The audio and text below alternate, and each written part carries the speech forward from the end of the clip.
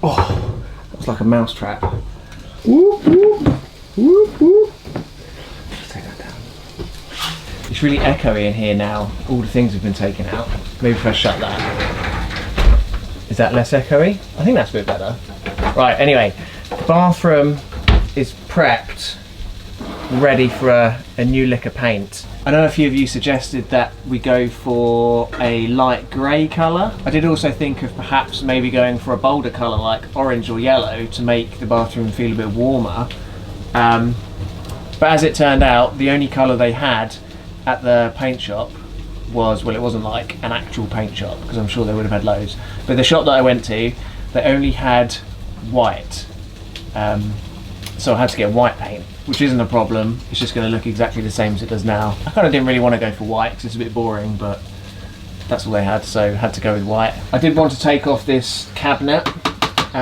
It's only got 2 screws at the top, but when I took the screws out, it wouldn't come away from the wall. It felt like it was almost like glued to the wall. And I think what it is I think that the cabinets become attached to the wall with the paint. It was also really hard to take these hooks off the wall that I put on, well, almost a year ago now, because they were like stuck to the paint as well. But yeah, the hooks, I took the screws out and I kind of had to like pull them away a little bit because they were like stuck to the wall. But I'm going to get the sandpaper, give it a little scratch, and then yeah, that's it.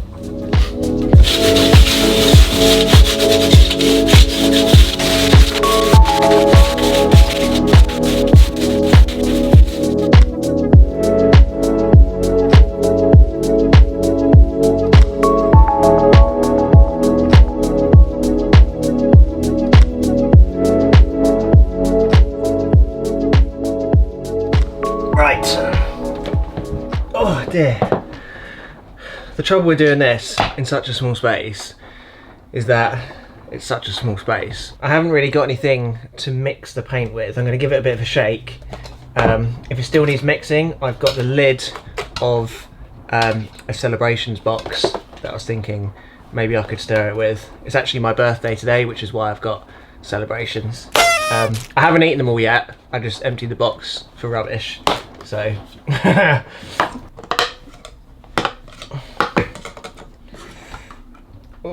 I think that's alright. Yeah, I think that's okay. I'm really hoping this isn't like crazy smelly. I'm not going to put loads of it on. Oh yeah, there we go.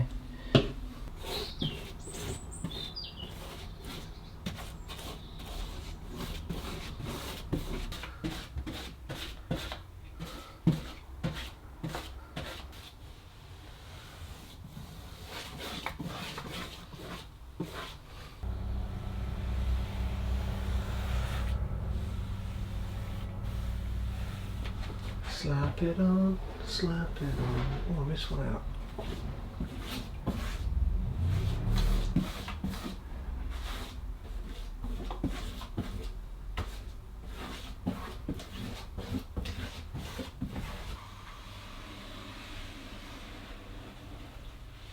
Oh, beautiful. Right. I think I am finished with the painting. I think next time I do it, I might get some masking tape or something, because there's like bits around the outside that I kind of went over. Probably more because I was rushing than anything, but yeah, it's not too bad. Around the toilet was a real pain. I wasn't really too sure how to get it out, and I couldn't really be bothered to figure it out. I also didn't really paint the skirting around the outside because, again, I didn't have any masking tape and I didn't want to paint the floor. So I haven't really done that, but I'm not really too worried. I've put 3 coats of paint on the door now as well. It dries really quick, so I managed to get a 2nd coat on it, and I've just put a 3rd on. I'm not sure whether or not it's going to need a 4th, but that's what it looks like painted. And then the other side is kind of what it did look like beforehand. So this is what it's like just straight out of the factory. I think this is just kind of like a coating. I don't know what it is, but unpainted and then painted Obviously looks a bit better painted, but yeah. I'm gonna start putting things back in the bathroom because it's 4:20 and I need to start making dinner, so I need to get this cleared. So yeah, I've got room to move around in the rest of the house.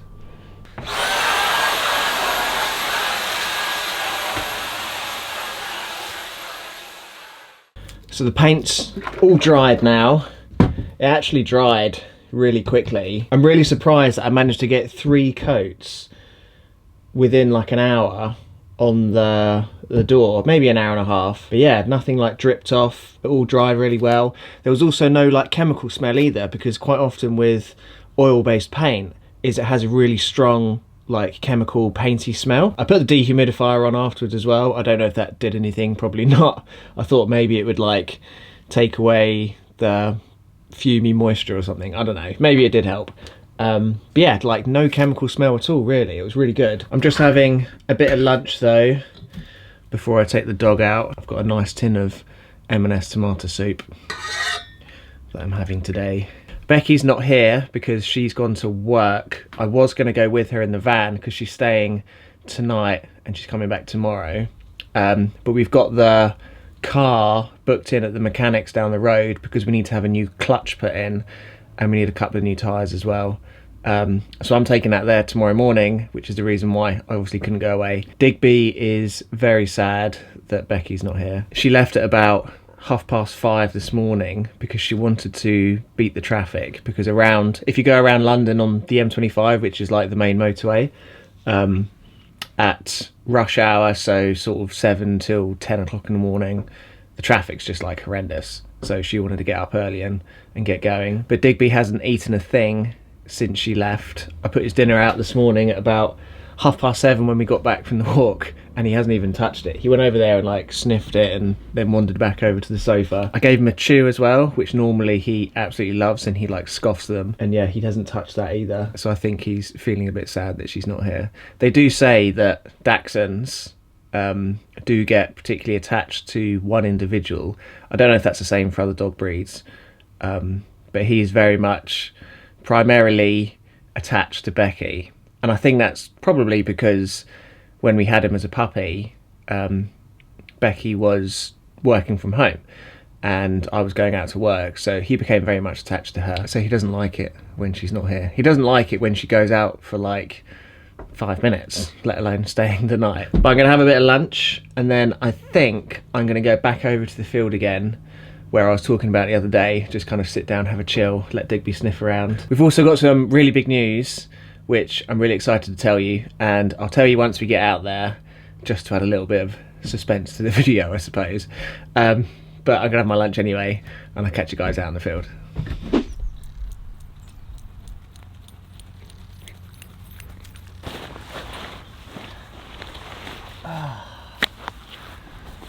Oh, this is it. Hello. Are you happy now? We're outside. Is that what it is? You want to be outside? Oh yes. So you guys are probably wondering what this big news is then that we have to tell you. I suppose a long story short is that we have officially bought a new van that we're going to convert and ultimately replace the van that we currently have. We haven't paid for it in full yet, and we're going to pick it up in a couple of days time, but we've put the deposit down on it. I went and had a look at it yesterday morning, took it for a test drive and everything, and yeah, it just kind of like ticks all the boxes really. So we've decided to go ahead and put the deposit down on the van, picking up in a couple of days, and then we're going to start getting cracking with it, I suppose. If any of you have ever converted a van before, you'll probably have some understanding as to how much goes into it, and I've been looking up so many different things, different types of toilets, different types of fridges, and then you've got your electrical setup, and then your gas and all that kind of stuff to deal with. I'll go over everything and the reasons why we bought the van we did in the next video once we've got it. Obviously there's going to be a lot of van conversion content coming up in the next couple of months. I do really hope you enjoyed this video though. Give it a big thumbs up if you did. We'll see you guys in the next one for the van. So until then, have a safe drive, make sure you stay alive, try not to spill anything, and we'll see you next time. Bye.